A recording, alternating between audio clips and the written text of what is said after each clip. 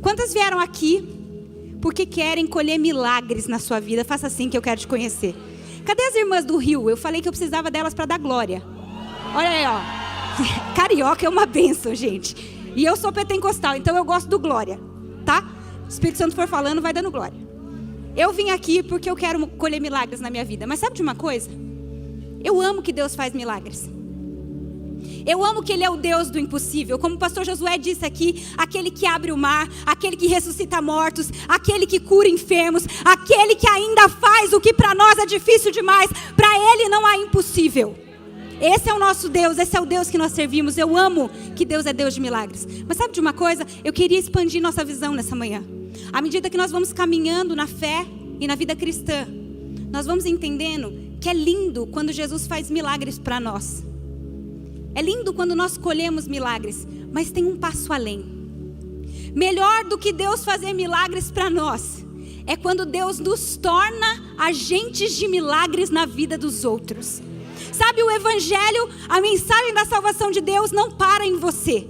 Na verdade, Deus te salva, Ele te regenera, Ele te santifica, para que agora você seja aquela que faz a diferença aonde você entrar. Deus conta com você como agente de milagre.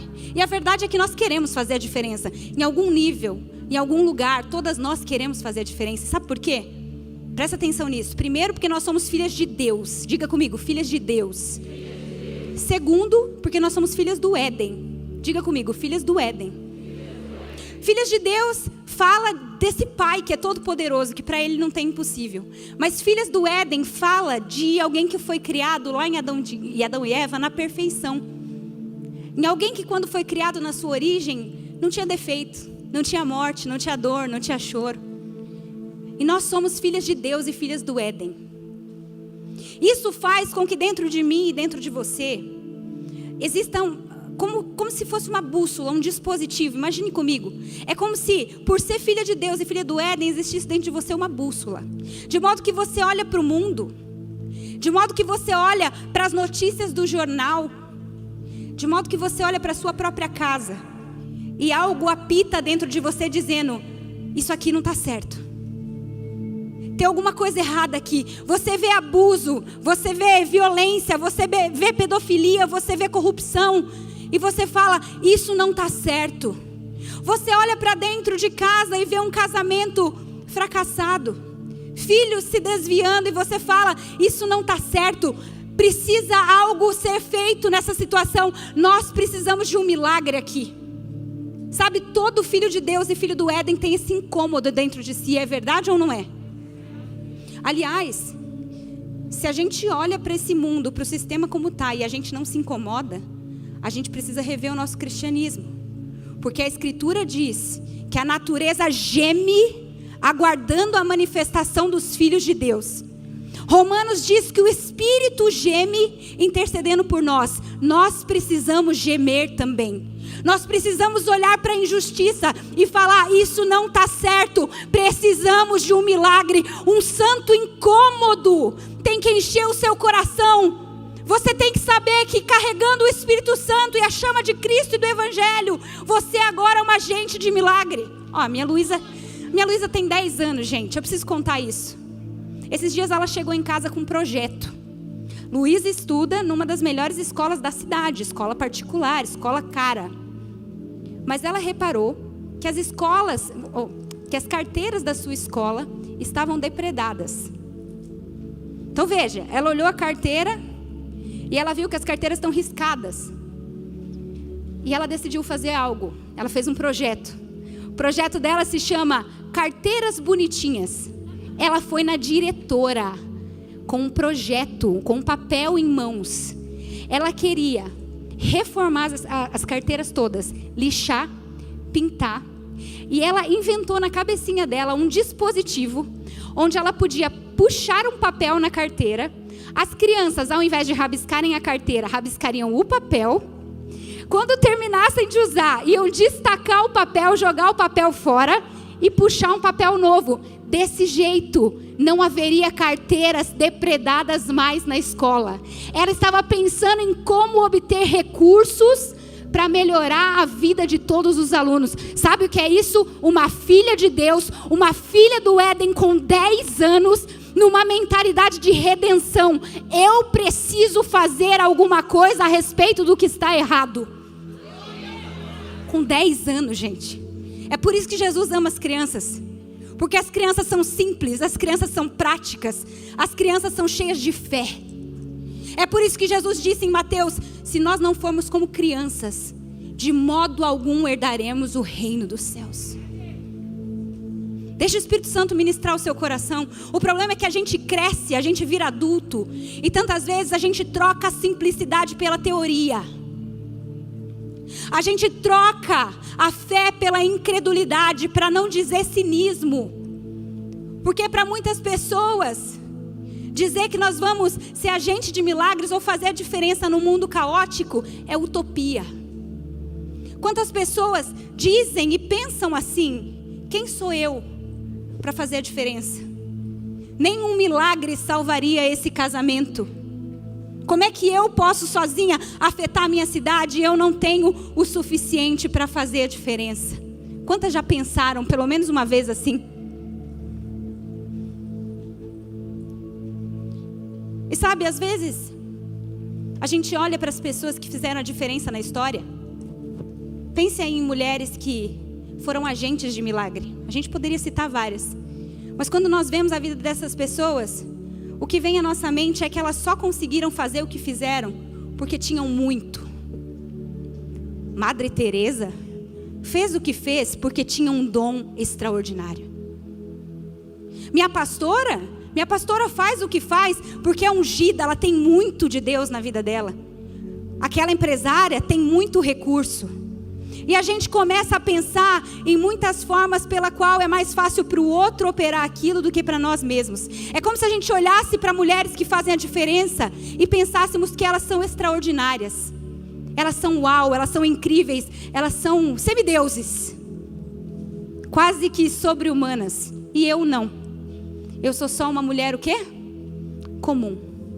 Eu sou só uma mulher simples, eu não tenho o suficiente para isso. Escute o que eu vou falar para você. Nós vivemos numa sociedade hoje que é a sociedade do espetáculo. É uma sociedade que valoriza tudo que é espetacular, tudo que é incrível, tudo que é uau, tudo que é maravilhoso e que despreza aquilo que é comum. Talvez você está me conhecendo aqui hoje, certo? Primeira vez que você está vendo a Val na vida. E alguém vai virar para você no final da reunião e vai perguntar: ah, você conheceu a Val? E aí, como é que a Val é? E aí você responderia: uau, a Val é uma pessoa normal. A Val é uma mulher comum. A Val tem 1,5 m, é uma tampinha, desse tamanho. Você sabe que para muita gente falar que você é normal, que você é comum, hoje em dia soaria como ofensa. Normal? Eu não quero ser normal, eu quero ser extraordinária. Eu não quero ser comum, eu quero ser uau. Eu acho engraçado quando as pessoas escrevem para mim assim no Instagram, porque leram uma postagem, porque foram abençoadas, elas escrevem assim: você é necessária. Já viu isso no Instagram? Necessária. Esses são os rótulos que nós queremos, são os rótulos que a gente acha que as pessoas que mudam o mundo recebem. Deixa eu te falar uma coisa: o diabo quer nos convencer que gente comum não faz a diferença. Ah, eu vou repetir que você não está entendendo o recado que eu vim entregar para você. O diabo quer te convencer que uma mulher simples não faz a diferença, que você precisa ser incrível. Mas deixa eu falar uma coisa para você: não é só com você que ele trabalha assim. Ele tentou fazer isso com Jesus. Jesus foi batizado, vocês ouviram e gravaram, lembra? A gente deu rec. Ele ouviu do Pai: esse é o meu filho amado em quem eu tenho... Responde alto: em quem eu tenho... Maravilha. Depois para onde ele foi? Para o deserto ser tentado. Segunda tentação do deserto. O diabo chega para Jesus e diz assim: Jesus, se você é filho de Deus, sobe no alto do templo e se joga dali para baixo. E sabe o que vai acontecer? Os anjos vão vir. Imagina isso, Jesus, você se jogando, os anjos descendo, voando e te carregando. Jesus, vai ser um espetáculo. As pessoas vão olhar para você e vão falar assim: uau, esse realmente é um filho de Deus. Sabe o que Jesus disse para ele?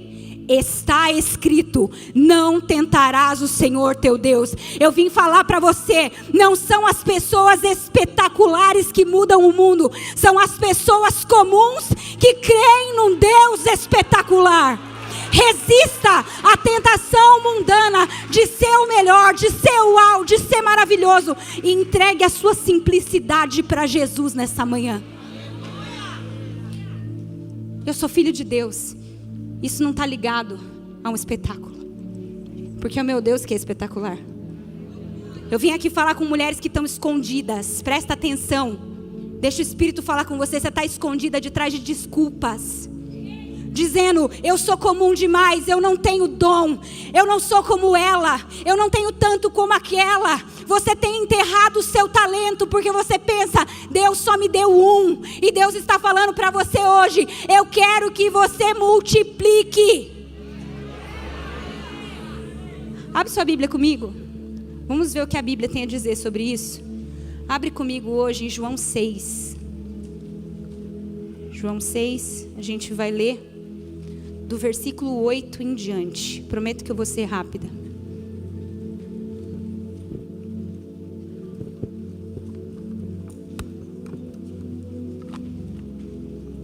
Quantas acharam, diga assim: eu amo a Bíblia. Quem não achou, diga: eu também. Tem um monte de eu também, vamos esperar. Dá glória a Deus aí, irmã. Dá lugar. Olha aí, ó, é assim que eu gosto. Louvado seja o Senhor. João 6:8, a escritura diz assim: outro discípulo, André, irmão de Simão Pedro, tomou a palavra. Aqui está um rapaz com 5 pães e 2 peixinhos. Mas o que é isso para tanta gente? Só até aí. Deixa o texto aberto. O que estava acontecendo aqui na cena? Jesus estava pregando para uma multidão. E você sabe a história. 5.000 homens. Mas se a gente fosse contar mulheres e crianças, talvez passaria de 15.000 pessoas reunidas ali para ouvir o Senhor Jesus. Antes de Jesus despedir aquela multidão, porque fazia tempo que eles estavam ali ouvindo a Ele faz uma coisa interessante. Jesus aciona essa bússola interior que eu falei para você no começo. Ele cutuca por dentro os seus discípulos, que são filhos do Éden e filhos de Deus. E ele mostra para os discípulos: olha, tem alguma coisa faltando. Tem alguma coisa errada aqui. O milagre precisa ser feito aqui. O milagre tem que acontecer e vocês vão fazer a diferença. Você vai fazer a diferença. Gente, a necessidade estava latente lá, e a necessidade era comida, era óbvio. 15.000 pessoas. Como fazer a diferença se a multidão era tanta e se eles não tinham muito? Volta no versículo 9. Essa é a frase que destaca para mim. Mas o que é isso para tanta gente? E talvez seja exatamente a fala que você tem dentro de você. Talvez Jesus acionou a sua bússola interior. E você olhando para dentro da sua casa, você fala: precisa de um milagre, isso aqui não está certo. Mas o que é isso que eu tenho diante dessa situação? Talvez você foi comandada por Deus para assumir um ministério. E Deus falou: começa. E você olha para a multidão e fala assim: Jesus, você não está entendendo. Como eu vou fazer isso se eu não tenho muito? Talvez Deus te mandou adotar uma criança. E você falou: Deus, como se eu não tenho recurso emocional, financeiro, psicológico? Eu não sei, mas às vezes em quando Deus aciona essa bússola interior nossa e nos fala: olha, faça a diferença. Opere ali o milagre junto comigo. E você fala: Deus, impossível, eu não tenho muito. Mas essa é a chave que eu quero trazer nessa manhã. Se você tiver que sair daqui com uma coisa só, anote essa frase e nunca mais esqueça dela. Você tem que entender que Deus não precisa de muito para fazer muito. Deus não precisa de muito para fazer muito. Essa é a nossa mentalidade humana. Deus não é assim. Nesse caso, ele precisou só de 5 pães e 2 peixes. Na viúva em Serepta, em 2 Reis, ele precisou de um pouquinho de azeite numa vasilha, numa botija. Com Davi, ele precisou apenas de uma pedra na funda. Escute o que eu estou falando, Deus não é como você. Deus não precisa de muito para fazer muito. Agora escute, para fazer muito, Deus precisa de tudo. Repito, Deus não precisa de muito para fazer muito. Mas para fazer muito, Deus precisa de tudo.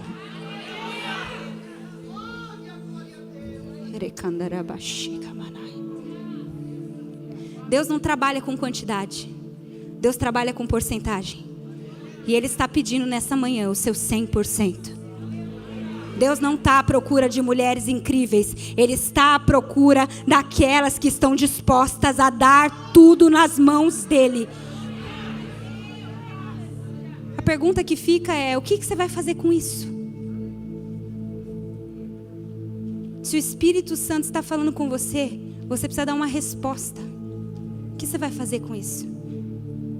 E eu gostaria de ver com você, através dessa simples história, são 3 características de alguém comum que foi um agente de milagre. 3 coisas que eu vejo nessa história de alguém comum que foi um agente de milagre. E quem está falando, Val? Estou falando do menino. Eu estou falando do rapaz. Porque se tem alguém aqui nessa história que parece comigo e com você, é esse menino.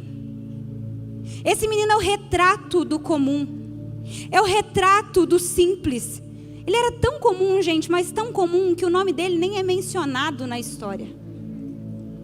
A Bíblia diz assim, olha, volta no versículo 9, você está com a Bíblia aberta aí. Aqui está um rapaz com 5 pães e 2 peixinhos. E aqui eu entro na primeira característica de alguém que quer fazer a diferença. E a primeira característica de alguém que quer fazer a diferença se chama humildade. E nós precisamos falar disso. Entenda uma coisa de uma vez por todas. Só Jesus opera milagres. Amém? Milagres só Ele pode operar. Mas você pode ser humilde o suficiente para pegar os seus 5 pães e 2 peixes e dar na mão dele. E por que humildade, Val? Por que você está usando esse termo? Porque Deus usa como ferramenta de milagre pessoas que não têm problema de serem anônimas. Esse rapaz, sem nome, ele oferece, ele entrega, ele serve a Jesus com o que ele tem. Ele doa tudo nas mãos de alguém que não falam muito obrigado. Não tem obrigado no texto. Não tem menção, não tem honra, não tem louros no texto. Não tem um muito bem, meu filho. Escute o que eu estou falando. Se fossem algumas de nós diante de Jesus, a gente entregaria o pão. E no momento que ele não mencionou nosso nome na história, a gente ia pedir de volta. Porque não vale a pena se o nosso nome não for glorificado. Tem misericórdia, Senhor. Se você quer fazer a diferença e ser agente de milagre, você precisa deixar o Espírito Santo curar o seu coração quanto ao orgulho. Deixa eu falar uma coisa, só quem morreu para si pode fazer a diferença. Só quem está livre do seu ego caído pode fazer a diferença. Sabe por quê? Porque importa apenas que um nome seja mencionado. Importa que apenas uma pessoa seja glorificada. Importa que a multidão seja alimentada. Ainda que o meu nome seja esquecido. Convém que ele cresça e que eu diminua. Deus está à procura de mulheres comuns, mulheres humildes, que não se importam com o anonimato. Sabe de uma coisa? Quando eu estava preparando esse sermão, eu lembrei da minha mãe. Minha mãe, se a minha mãe está assistindo, e com certeza ela deve estar. Beijo, mãe, te amo. Minha mãe, quando eu era criança, ela tinha algumas falas bem características. Ela falava assim: ninguém me valoriza nessa casa. Ela falava isso na canseira dela, eu sei. Ela falava: ninguém reconhece o que eu faço aqui. Vocês vão ver o dia que eu... na sua casa ela falava igual, não acredito. Vocês vão ver o dia que eu morrer. Aí sim vocês vão ver, vão dar valor. Mãe, é tudo igual. Você sabe que às vezes em quando eu me vejo falando a mesma coisa, aí eu paro. Eu falo, não posso falar isso. Mas sabe o que eu lembrei? Que apesar da dona Cris falar essas coisas na sua canseira, ninguém nunca falou um obrigado para ela. Ninguém nunca agradeceu as cuecas lavadas. Ela nunca recebeu uma placa de honra, de mérito, mas ela sempre fez. Ela fazia mesmo assim, e no dia seguinte ela fazia de novo. Sabe, a minha mãe era uma guerreira, trabalhava para ajudar meu pai a pagar as contas da casa. Eu tenho memória dela com 2 crianças pequenas carregando trouxa de roupa para ir lavar na casa da minha avó, porque não tinha máquina na casa dela. E ela ia para cima e para baixo, ajudava todo mundo. Minha mãe é uma serva nata. E eu tenho certeza que tem mulheres aqui que estão entendendo o que eu estou falando. Mulheres que nunca receberam muito obrigado, mas mesmo assim fazem a diferença, porque tem a humildade dentro de si. Deixa eu falar uma coisa, todo mundo pode esquecer seu nome, minha irmã. Todo mundo pode esquecer o que você fez, mas eu quero que você saiba que Jesus está vendo. O Senhor tem visto o seu trabalho, o seu pouco não é vão no Senhor. Eu sei que às vezes é difícil, mas Ele tem visto você servindo, você ajudando, você lavando banheiro, você cuidando de menino, você trabalhando, Ele vê. E a pergunta é se você vai entregar tudo a Ele, ainda que seu tudo seja pouco. Ainda que ninguém mencione você, ainda que o pastor não te dê o cargo, você vai servir do mesmo jeito? Ainda que o aumento do salário não venha, você vai fazer a diferença naquela empresa do mesmo jeito? Ainda que não seja como você esperava ou merecia, você vai fazer do mesmo jeito, anonimamente? Sabe por quê? Porque aqueles que desejam a glória de Deus precisam estar prontos a desistir da glória de si mesmos. O que é humildade, Val? O que é humildade? Eu aprendi humildade com a minha sogra. Vou contar essa história. José e a Rose viajam muito para os Estados Unidos para poder pregar, né? E quando você vai aos Estados Unidos, não conte para ninguém que você vai aos Estados Unidos. Por quê? Bom, agora não, porque o dólar está R$5, então nós estamos tudo sem condição. Mas na época que era R$2, R$3, se você falasse que você ia nos Estados Unidos, o que acontecia? Ô Rose, traz uma brusinha para mim, traz um perfume para mim, traz um iPhone para mim, traz uma maquiagem para mim. E a minha sogra é muito generosa. Então ela foi pedindo, e as pessoas foram fazendo os pedidos, ela foi fazendo uma listinha. E aí ela foi viajar. E cada lugar que ela passava na viagem, ela falava assim: Jô, precisamos parar aqui porque eu tenho que comprar o perfume da fulana. Aí ela riscava da listinha dela. Aí ela andava mais um pouco e falava assim: Jô, vamos parar aqui agora que eu vou comprar o iPhone da ciclana. E riscava da listinha. E eu sei que chegou no final da viagem, meu sogro virou para ela e falou assim: Rose, você passou a viagem inteira comprando as coisas dos outros, e você reparou que você não comprou nada para você no fim das contas? Gente, isso é humildade. Sabe o que é humildade? Muita gente pensa que humildade é pensar menos de si, é ficar se menosprezando. Isso não é humildade. Humildade não é pensar menos de si, é pensar menos em si. Humildade é quando você anda pela vida com uma listinha na mão. E a listinha tem o nome de todo mundo, só não tem o nome de quem? O seu. Isso é humildade. É quando você pratica o autoesquecimento. Sabe o que é o pecado na concepção de Lutero? Um homem encurvado sobre si mesmo. Alguém que só tem olhos para o seu umbigo. A pessoa humilde é alguém que desencurvou. Ela está olhando para os outros e não para si. E sabe por que a minha sogra pode ser humilde? Porque antes Jesus veio à terra. E Jesus veio à terra com uma listinha. E ele andou por 33 anos na face da terra com uma lista cheia de nomes. E sabe qual o nome que estava na lista dele? O seu, o seu, o seu, o seu, o meu. Mas tinha um nome que não estava na lista dele, e era o nome dele mesmo. Por isso ele deu a sua vida na cruz, em nosso lugar. Humildade não é pensar menos de si, é pensar menos em si. Só consegue alimentar uma multidão quem não está preocupado com o próprio umbigo. Sabe por que esse jovem foi humilde? Porque ele estava o dia inteiro na frente da humildade encarnada. Ele tinha passado dias ali recebendo de graça daquele que era a humildade encarnada, Jesus Cristo. Então, o pouco que nós temos, quando nós humildemente entregamos nas mãos de Cristo, alimenta uma multidão. Minha irmã, escute isso. Satanás fica aterrorizado quando ele vê um crente humilde. Satanás treme quando ele vê um crente humilde, porque a humildade é o termômetro que fala que você submeteu a sua alma ao senhorio de Cristo. Só quem é submisso a Cristo consegue olhar para o outro e ver valor no outro, e não está preocupado consigo em primeiro lugar. Primeira característica que eu vejo é a humildade, mas a segunda, caminhando, é simplicidade.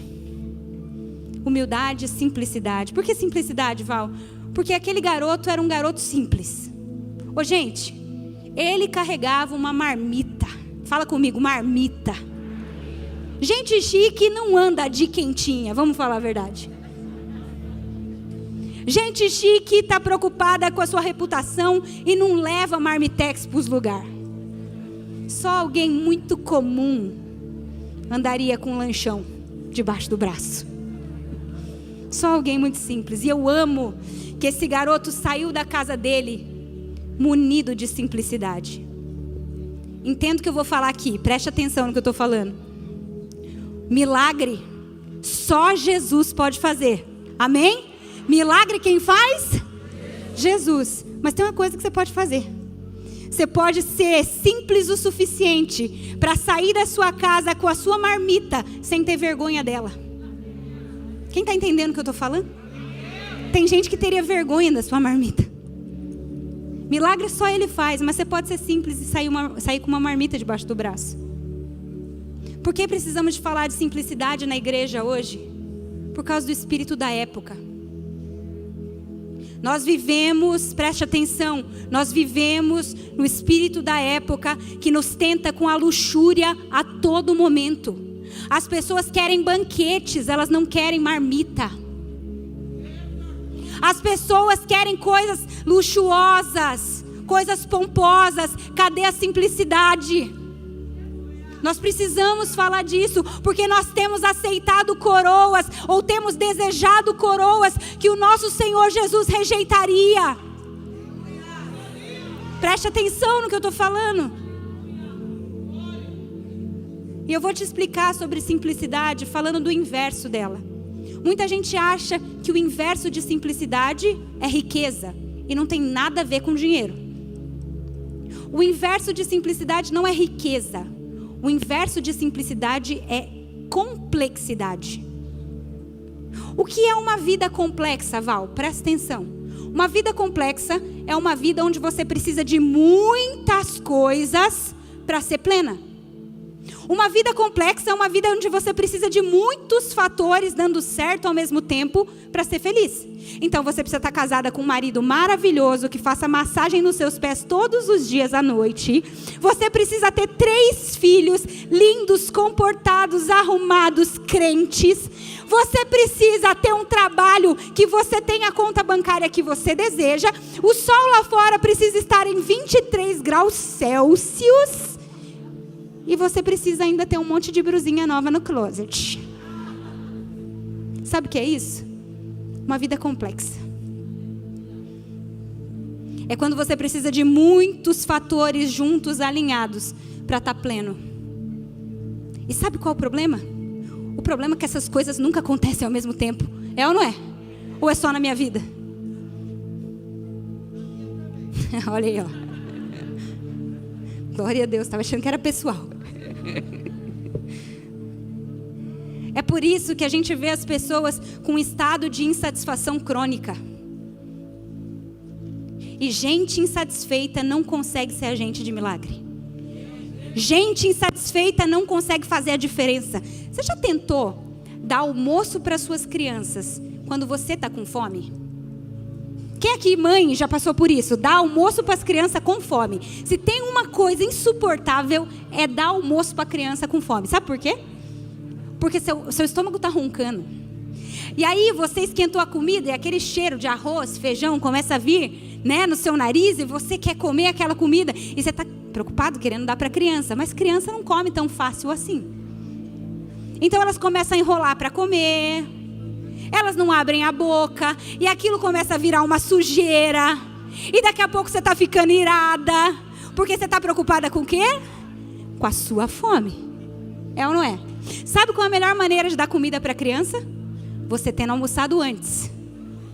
Porque se você almoçou antes e a sua barriga está cheia, você senta e pacientemente você alimenta a criança. É verdade ou não é? Sabe qual é o problema de ter uma vida complexa? É que a pessoa que tem essa vida complexa tem uma fome constante dentro de si, uma fome constante na alma. E quando você está faminto na alma e vai tentar alimentar os outros, vai tentar ajudar os outros, você se torna ineficaz. Agora, se complexidade é ter todas essas coisas juntas para ser feliz, simplicidade é você precisar de uma só coisa para estar completo. Simplicidade é quando você precisa de uma só pessoa para ser feliz, e o nome dessa pessoa é Jesus Cristo. E você pode dizer como Paulo disse: olha, eu considero tudo como perda comparado com a suprema grandeza de conhecer a Jesus. Por causa dele eu perdi todas as coisas e considero tudo como esterco para poder ganhar a Cristo e ser achado nele. É uma vida de contentamento, uma vida de simplicidade. Sabe por que esse menino foi capaz de dar a sua comida para alimentar os outros?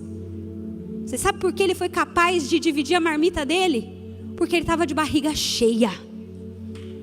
Ele era simples, ele estava de barriga cheia. Ele tinha comido antes e tinha comido do pão da vida, que é o próprio Jesus que estava pregando para ele ali. Aquele menino estava completo, e por estar completo ele pode transbordar na sua simplicidade. Eu sei que Deus chamou muitas mulheres aqui. Presta atenção que o Espírito Santo falou isso comigo quando eu estava preparando. Deus chamou muitas mulheres aqui para alimentar multidões.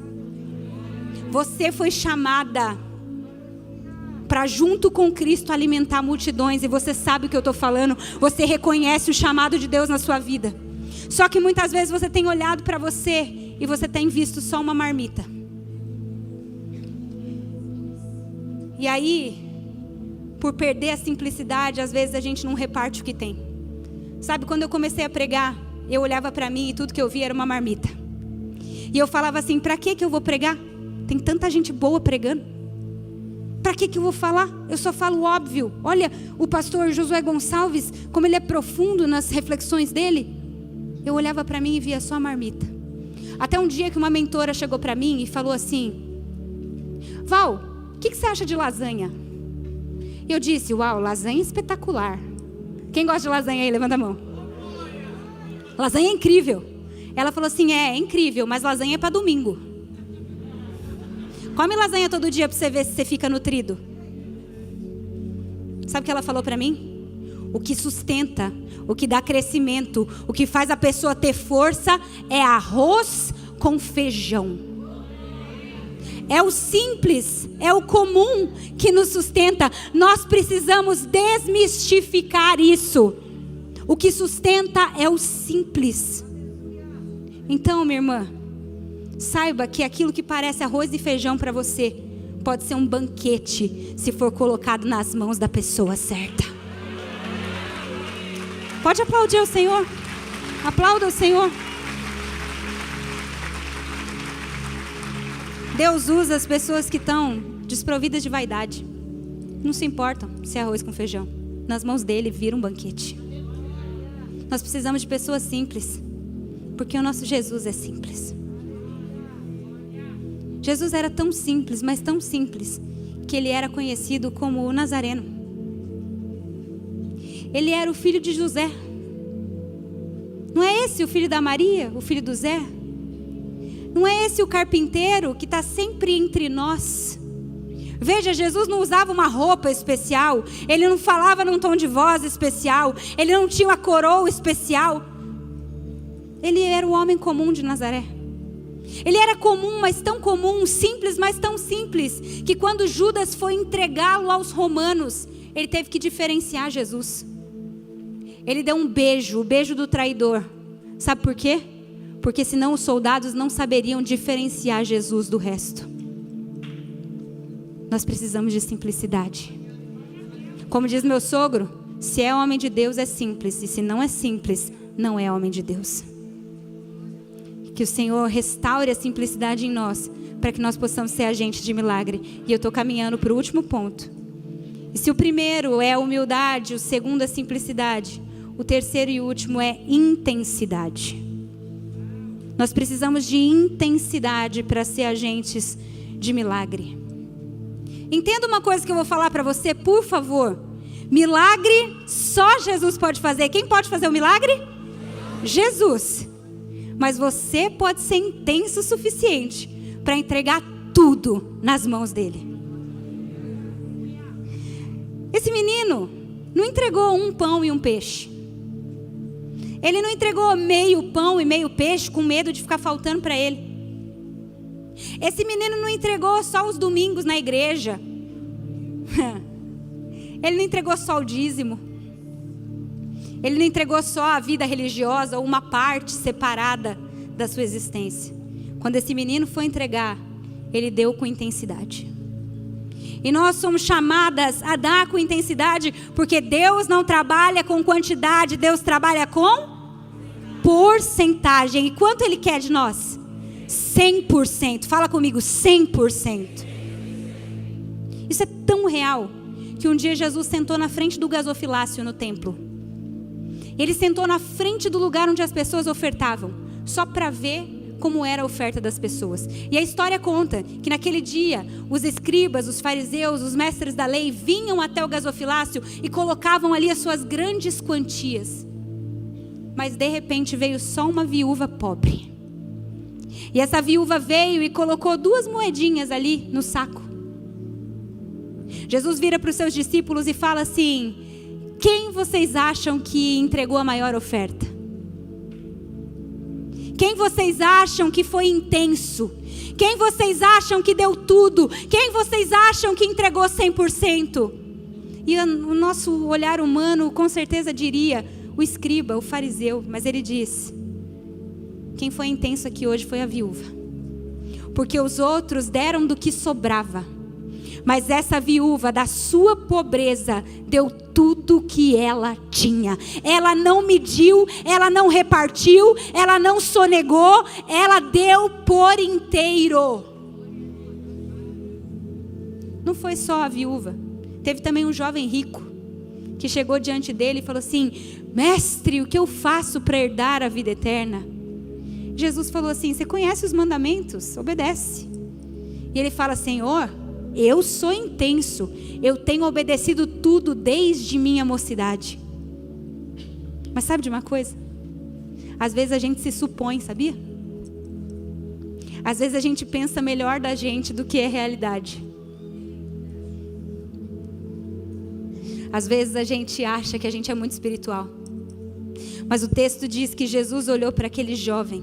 E eu gosto do texto porque diz assim: e Jesus fitando com amor. Jesus olhando para o coração dele com amor, disse assim: menino, você quer ser perfeito? Você quer ser completo? Vai e vende quanto? Vende tudo que você tem. Dá aos pobres e me segue. Então você vai ter um tesouro no céu. Mas diferente daquela viúva, aquele jovem não conseguiu entregar com intensidade. Há um chamado do Espírito Santo aqui nessa manhã, para nós entregarmos por completo tudo o que temos, ainda que o nosso tudo seja pouco. O mandamento é: amarás o Senhor teu Deus de todo o coração, com toda a tua alma, com toda a tua força e com todo o teu entendimento. É tudo. Esse é o mandamento. Sabe, às vezes a gente fica pensando assim: poxa, Deus me comandou que eu devo amá-lo acima de todas as coisas. Qual será que é a linguagem do amor de Deus, né? Quem aqui conhece as 5 linguagens do amor? A gente fica pensando assim, poxa, será que a linguagem do amor de Deus, já que eu tenho que amá-lo, né, de todo o coração, será que a linguagem do amor de Deus é elogio? Será que se eu ficar assim, Senhor, te amo, te adoro, você é lindo, será que é assim que Deus se sente amado? E com certeza, a adoração é uma parte muito importante da expressão do amor, amém? Mas não é a linguagem do amor de Deus. Às vezes a gente pode pensar assim, não, a linguagem do amor de Deus com certeza é tempo de qualidade, porque Mateus 6,6 diz, entra no teu quarto, fecha a porta, fala com o Pai em secreto e Ele estará com você. Deus gosta que a gente fique no quarto orando, amém? Essa é uma parte importante, Deus se sente amado assim, mas ainda não é a primária linguagem do amor de Deus. Será que é serviço? Será que se eu ficar na igreja lá trabalhando, Deus vai se sentir amado? Servir é importante. É uma parte da expressão do amor, mas não é a principal linguagem. Jesus disse assim, aquele que me ama, obedece às minhas palavras. A linguagem de amor de Jesus é obediência. Jesus pediu para você entregar a sua vida, entrega tudo.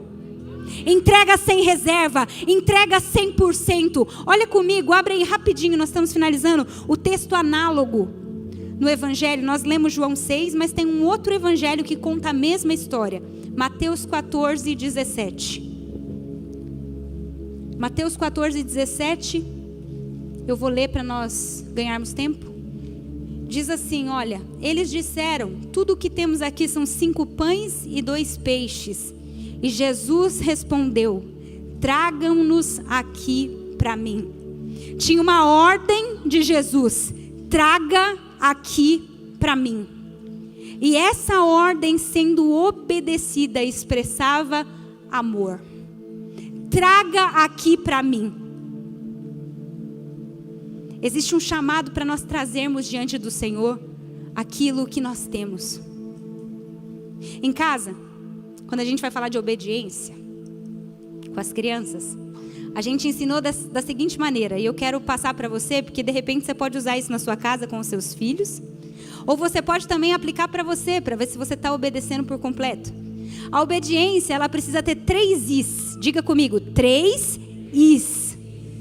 O primeiro I quer dizer interna.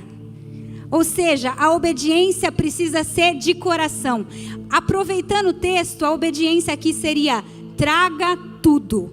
Obediência inteira, não traga metade, não traga 90%, não traga 50%, traga tudo, inteira. Mas a obediência tem um segundo I, e esse segundo I é interna, diga interna. Interna quer dizer, traga de coração. Então traga tudo, traga de coração, mas tem um terceiro I, e o terceiro I é imediata. Diga comigo, imediata. Ou seja, traga já. Então veja, obediência inteira, interna e imediata. Traga tudo, traga de coração e traga já. E quando aquele menino ouviu no versículo 18, traga aqui para mim, ele imediatamente, ele alegremente e ele por inteiro colocou tudo que tinha nas mãos de Cristo Jesus. Entenda uma coisa, minha irmã, o milagre só Jesus pode fazer. Mas você pode colocar o seu pão comum, o seu peixe comum, 100% nas mãos daquele que vai operar o milagre. Você pode glorificar a Deus por isso? E eu quero... Pode aplaudir, pode aplaudir. Eu quero encerrar nessa manhã mencionando para você o final do livro de Romanos. Em Romanos capítulo 16, o apóstolo Paulo faz uma série de honrarias. Ele menciona várias mulheres. E ali no texto ele fala de Febe, olha que nome bonito para você colocar no seu filho. Febe, que era uma diaconisa. Ele fala de Priscila, esposa de Áquila.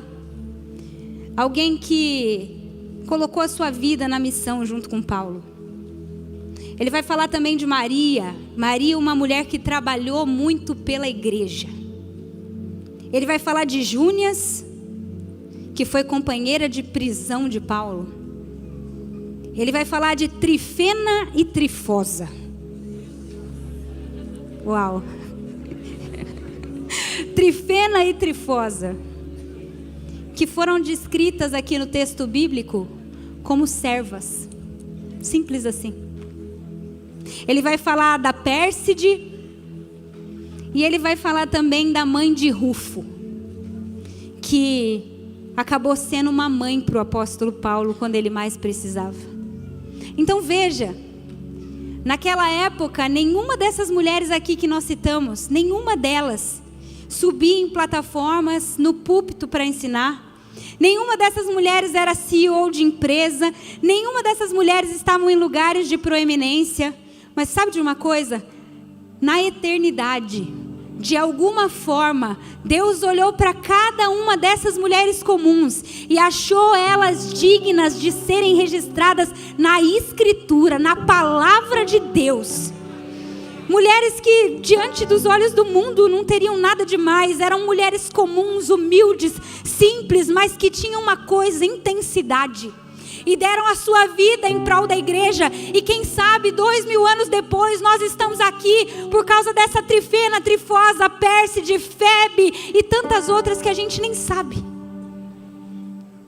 A verdade é que mulheres comuns, na sua simplicidade, humildade e intensidade, foram agentes de milagre para que o evangelho chegasse aqui. O que nos faz pensar que nós continuamos precisando de mulheres comuns, de mulheres simples, mas que são cheias de fé, porque quem planta fé, colhe milagre.